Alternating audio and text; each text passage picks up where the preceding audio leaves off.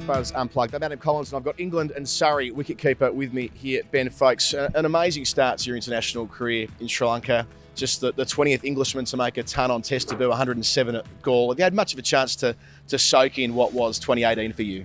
I think after that Sri Lanka series was kind of the first time I sat back and kind of appreciated winning the championship, and then obviously the 100 on debut. And I think when you're out there, you just focus on what's going on, so you don't really appreciate it too much. But afterwards, I sat back and you can kind of savor the moment a little bit. Do you feel as though your game's been honed for Test cricket, playing here at the Oval, a Test venue, so many international teammates? So when you made the step up, you were well equipped for it. Yeah, I think one of the big things here is the T20s, playing in front of packed houses. I think that's probably the only way you can get used to that step up in terms of the crowds and stuff. Because I think other than that, obviously the step up in standard, but other than that, everything's quite similar. Apart from that added sort of pressure, so I think that transition kind of made it easier. Slightly odd roller coaster for you, wasn't it? Player of the series in your first series, and by the end of the West Indies tour, you were dropped from the side, and now you've got to fight your way back into the 11. What's it like having that emotional peak followed by that pretty significant trough 2 months later?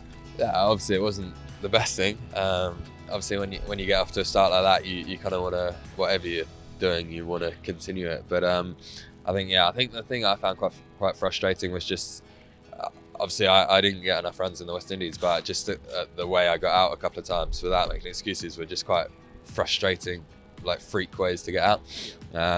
So it just, the tour kind of felt over before I knew it, before I could turn it around. So from that point of view, it was frustrating, but no, it's kind of up to me to try and get back in.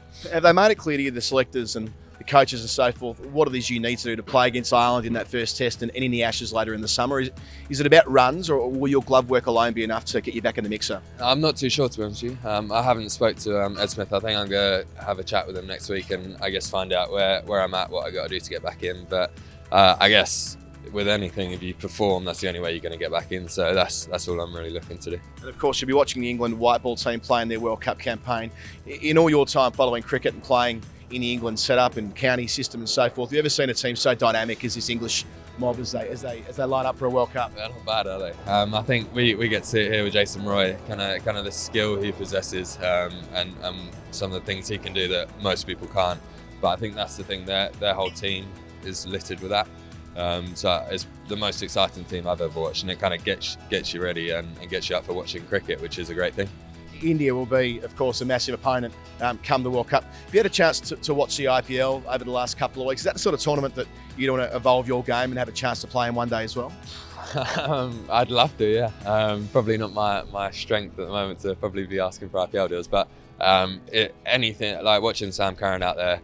Obviously he hasn't played the last couple, but just the buzz and the excitement you can see on his face. I think any cricketer would love to be out there.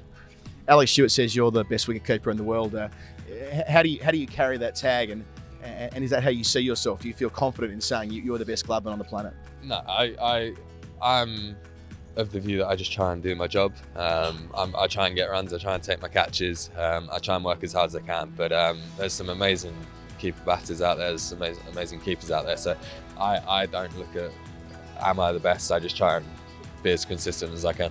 What would it mean for you if you do get back in time for the Ashes? Give us a sense of what it means to a young English player and the chance to turn out at these famous grounds against the old enemy. Yeah, I think I was the kid that kind of woke up every night when it's in Australia, watch it every time it's in England. So for me, it is the pinnacle, and it'd be a huge honour if I got a chance. But at the moment, not looking that too far ahead.